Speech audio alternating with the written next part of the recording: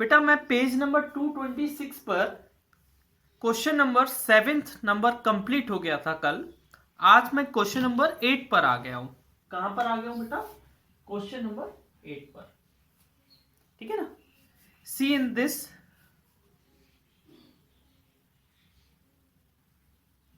like this,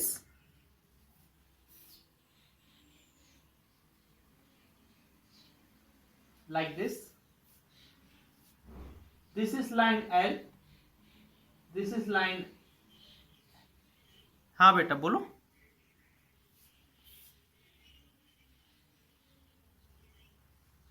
एक minute में कोशिश कर रहा हूं सही कि जो आपका x और y इस तरीके से डायग्राम दिया है ना। डायग्राम आप बुक में भी देख सकते हो।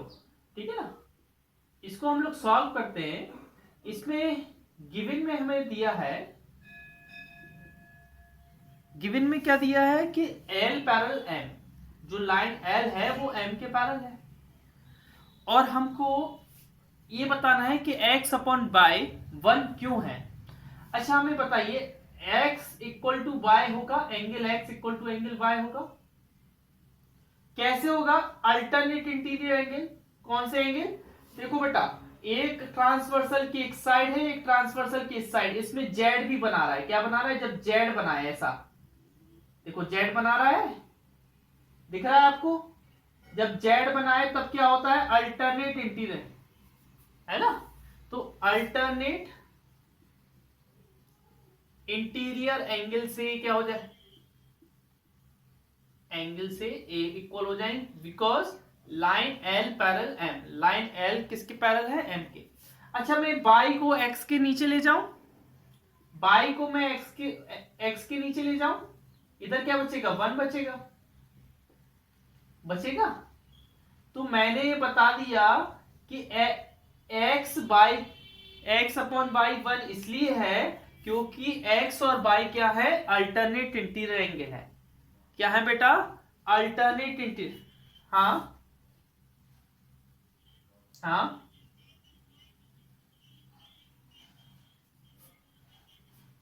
बेटा। अच्छा हमें ये बताओ, अगर मान लो x upon Y equal to 1 है, इसको तुम इधर मल्टीप्लाई करो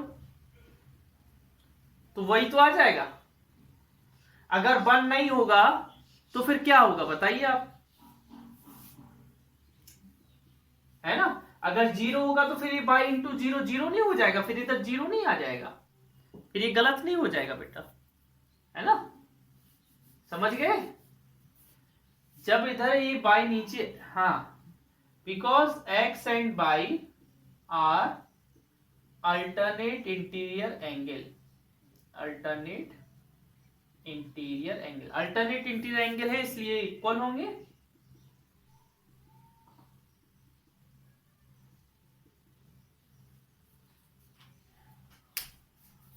ठीक है? नाउ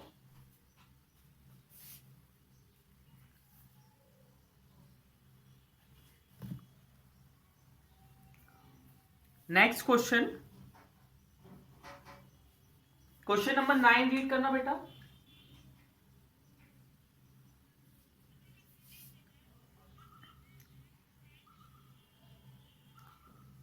हाँ बेटा, ये फिगर दिया है, इसमें x वाला जो है वो निकालना है हमें। देखो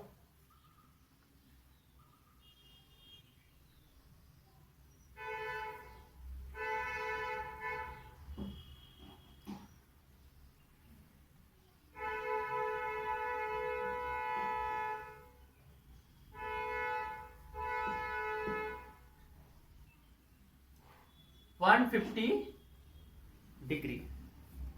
ठीक है? और x कहां पर है बेटा? यहां पर। ठीक है? और यहां पर क्या है? 50 डिग्री। ठीक है ना? मैं इसको सॉल्व करता हूं। अच्छा देखिए बेटा, ध्यान से देखना बेटा। अच्छा ये x है, ये 50 है तो ये भी 50 होगा, ये पूरा। This is also 50। ठीक है? इतने को बाई मान लो। क्या मान लो बेटा? इसको बाई मान लो। तुमको निकालनी वैल्यू किसकी है, एक्स की वैल्यू निकालनी, किसकी निकालनी है, एक्स की। देखो ये जेड बन रहा है, देखो ये जेड, ऐसा जेड बन रहा है, जेड बन रहा है। तो जेड अगर बनता है तो X plus Y equal to क्या हो जाएगा, 50। कैसे, अल्टरनेट इंटीरियर एंगल से, किससे, अल्टरनेट इंटीरियर एंगल से। समझ गए, कौन से एंगल से, अल्टरनेट इंटीरियर एंगल से। अंडरस्टैंड। अच्छा हमें बताइए, जब दो लाइन पैरेलल होती हैं तो उनके को इंटीरियर एंगल का सम, जब दो लाइन पैरेलल होती हैं तब उनके को इंटीरियर एंगल का सम कितना होता है, 180 होता है। बोलो होता है। देखो y प्लस 150 इक्वल टू 180 कैसे लिख देंगे, को इंटीरियर एंगल। बेटा पैरेलल लाइन के अंदर, दोनों अंदर होना चाहिए, ए पैरेलल लाइन के ए अंदर, ए पैरेलल लाइन के ए अंदर, और ट्रांसवर्सल के सेम साइड होने चाहिए। दोनों का सम कितना आएगा, 180 डिग्री।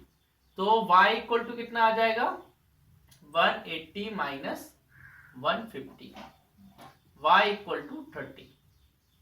बेटा y की वैल्यू 30 आई, पुट इसको फर्स्ट दे दो, put value of y in first.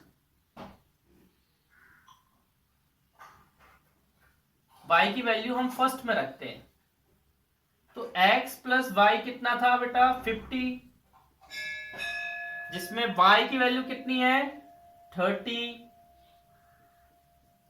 तो x की वैल्यू कितनी आएगी, 50 माइनस 30, 20, कितनी आ जाएगी, 20। किस ऑप्शन में 20 है,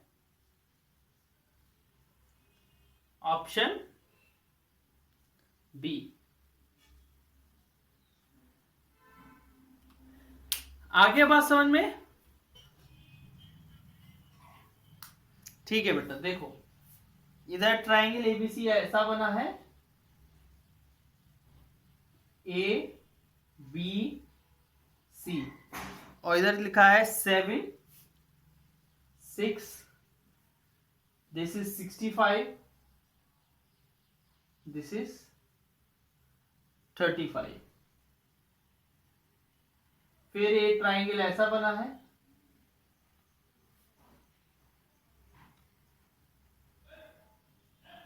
ठीक है, इधर x है, इधर है 65, 6 और 7, डी ई आई। देखिए बेटा ध्यान से देखना, गिवन ट्राइंगल एबीसी, जो ट्राइंगल एबीसी है वो कॉन्ग्रुएंट दिया है मैं किससे, ट्राइंगल डीईएफ।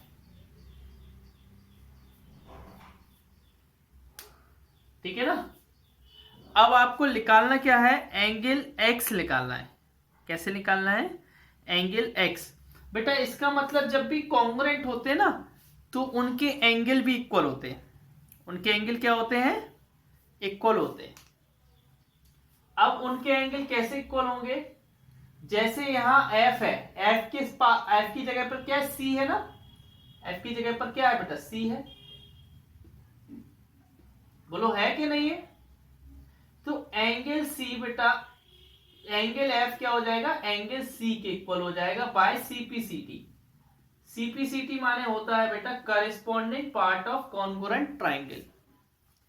अब देखिए एंगल एफ की वैल्यू कितनी आई, एंगल सी कितना है, 35 डिग्री, ये आ गया।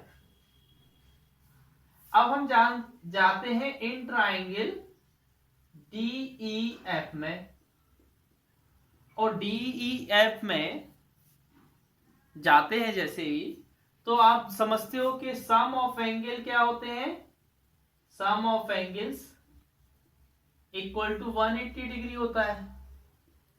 तो बेटा angle D plus angle E plus angle F equal to क्या होगा, 180 डिग्री। एंगल डी कितना है, x, एंगल ई कितना है, 65, और एंगल एफ कितना है, अब यह निकाला बेटा 35 इक्वल टू 180। x ए कितना हो जाएगा 100 equal to 180, x equal to 180 minus 100, x equal to 80 degree. कितना आएगा? ओके फाइन, समझ गया ना बेटा? जो x आया वो कितना आया 80 डिग्री। Any problem? किसी को कोई समस्या हो तो पूछ लो बेटा, किसी को कहीं पर कोई भी प्रॉब्लम हो तो पूछ सकते हो आप।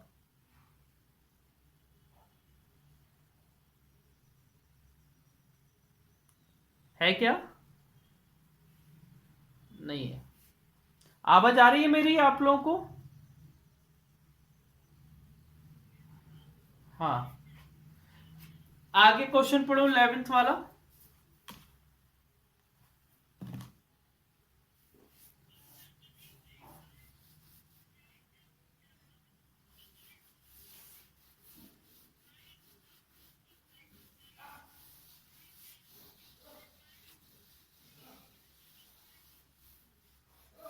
हाँ देखिए,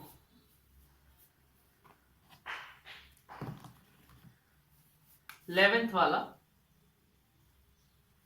बेटा, 11th वाले में आपको दिया है एक ट्राइंगल है,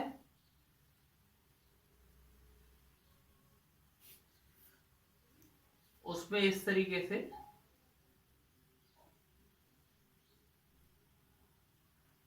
एक लाइन बनी है, इधर x y z है और एक w है।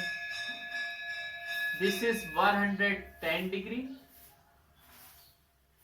And this equal this and this equal this. ठीक है? हाँ देखिए बेटा, गिवन क्या है, आपको क्या दिया है देखो, जेड डब्ल्यू जेड एक्स के इक्वल है, जेड डब्ल्यू जेड एक्स के इक्वल है, और डब्ल्यू बाई डब्ल्यू एक्स के, डब्ल्यू बाई डब्ल्यू एक्स के। ठीक है? निकालना क्या है, टू फाइंड, निकालना है आपको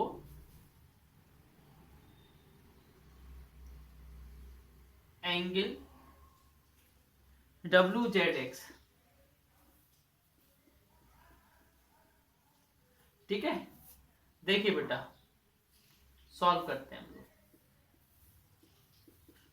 इधर देखो बेटा, आपको अगर ये 110 डिग्री है, ये कितना है 110 डिग्री है, तो मुझे ये बताइए ये वाला एंगल कितना होगा bye linear pair.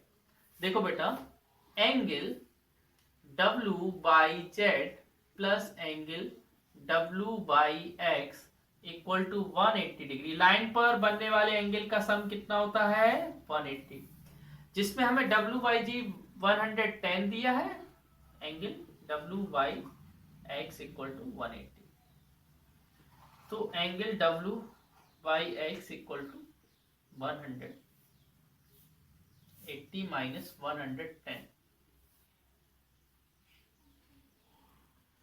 Angle W by x equal to 80 degree, 70 degree. कितना आ जाएगा? ये 70 हो जाएगा बेटा। ये दोनों साइड इक्वल हैं, जब दो साइड इक्वल होते हैं तो उनके अपोजिट एंगल भी इक्वल होते हैं, तो दिस इज आल्सो 70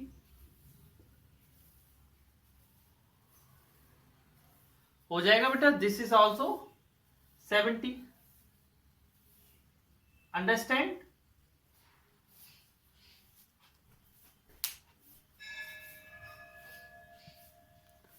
ये भी क्या हो जाएगा 70 हो जाएगा।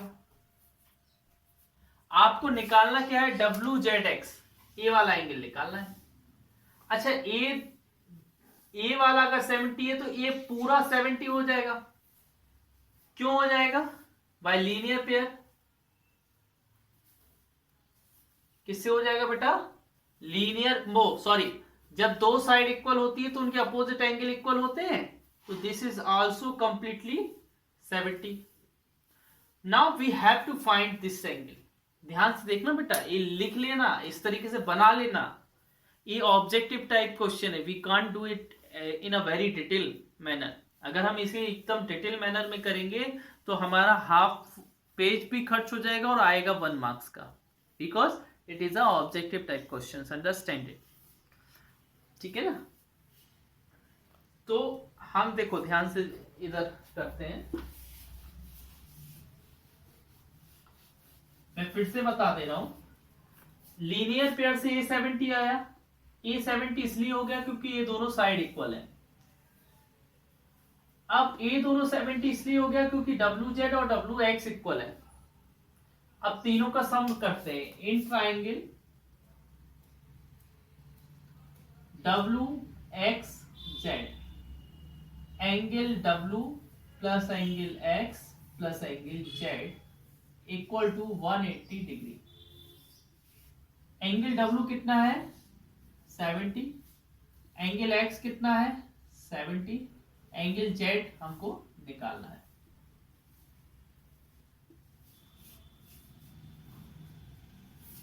One 140 plus angle Z equal to 180। Angle Z equal to 180 minus 140। Angle Z equal to 40। इसी को आप ऐसे भी बोल सकते हो एंगल WZX। बीच वाला लेटर इधर आना चाहिए, ये जो इधर बीच में लेटर लिखा रहता है वो उसमें आना चाहिए, है ना? ठीक है ना? ये हो गया बेटा। 40 डिग्री किसका आंसर आ रहा है इसमें? सी ऑप्शन का। Read the next question.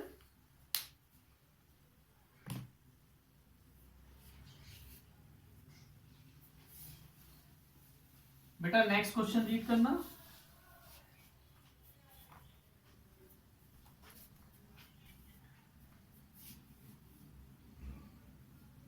करो करो।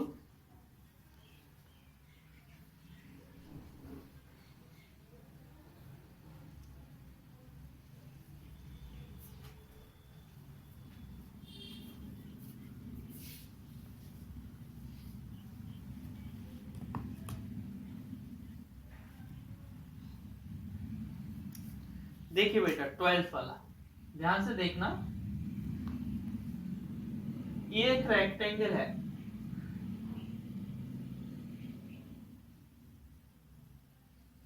ठीक है ना? उसका पैरीमीटर दिया है, if its length is 24 centimetre, उसकी लेंथ 24 सेंटीमीटर है। ठीक है? Find the length of its diagonal. Length उसकी कितनी है? 24 सेंटीमीटर। आपको उसकी डायगोनल की लेंथ निकालनी है। देखो मान लो A B C D, ठीक है बेटा? आपको निकालना क्या है? टू फाइंड क्या करना है? डायगोनल माने AC की लेंथ निकालनी है। गिवन क्या है? पैरीमीटर दिया है ना, perimeter of rectangle equal to 62। Perimeter कितना है? 2 into length plus breadth equal to 62।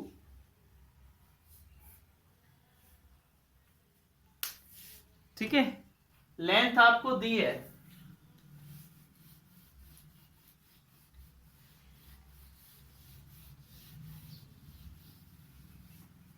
Length कितनी दी है? 24। 2 into 24 plus breadth equal to 62। बेटा ये 2 मल्टीप्लाई में तो डिवाइड में ले जाऊंगा मैं। किस में ले जाऊंगा? डिवाइड में। 24 plus B equal to 31। Breadth equal to कितना आ जाएगा? 31 माइनस 24 इक्वल टू 7, कितना आया 7 सेंटीमीटर। ब्रीथ 7 सेंटीमीटर आ गई। अब हम जाते हैं बेटा इन ट्राइंगल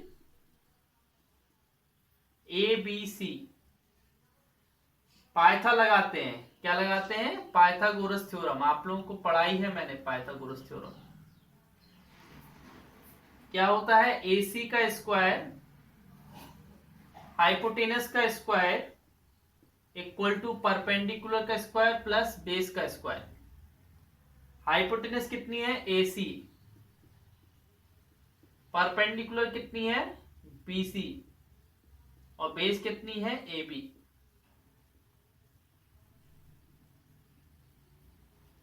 AC कितनी है?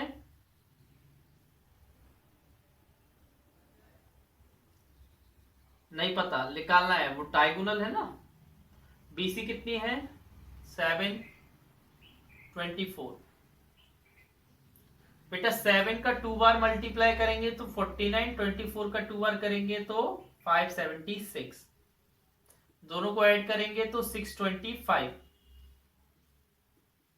ए स्क्वायर हटाएंगे बेटा, इसको बेटा 25 इंटू 25 बोल सकते हैं, 625।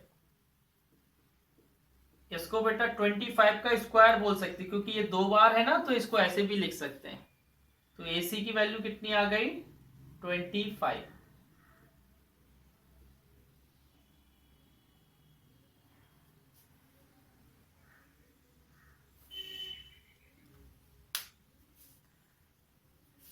देखिए बेटा ऑप्शन बी में कौन सा ऑप्शन आ रहा है? Option B.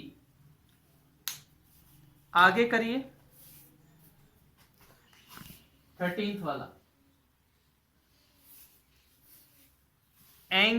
देखो बेटा एंगल ए इक्वल टू कितना है? गिवन क्या है? दिया क्या है आपको? Angle A equal to 3y और angle A equal to angle B equal to 3 angle A. What value of y makes angle A supplementary to angle B? बेटा देखो अकॉर्डिंग टू क्वेश्चन वो बोल रहा है एंगल ए और angle be supplementary है, तो इनका सम कितना होगा? 180 डिग्री होगा। Angle A and B are supplementary. क्या है? सप्लीमेंट्री। सप्लीमेंट्री माने इन दोनों का सम 180 डिग्री। अच्छा एंगल ए कितना है? 3y और एंगल बी कितना है? 3 एंगल ए। अच्छा अब एंगल ए की फिर से वैल्यू रख दें 3y। ये क्या हो जाएगा? 3y plus 9y।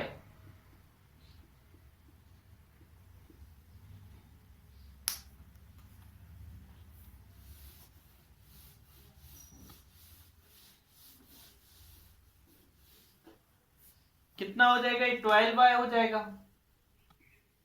Equal to 180। y equal to 180 upon 12, y equal to 15 answer आ रहा है। हाँ ऑप्शन सी। क्या हो जाएगा? Option C.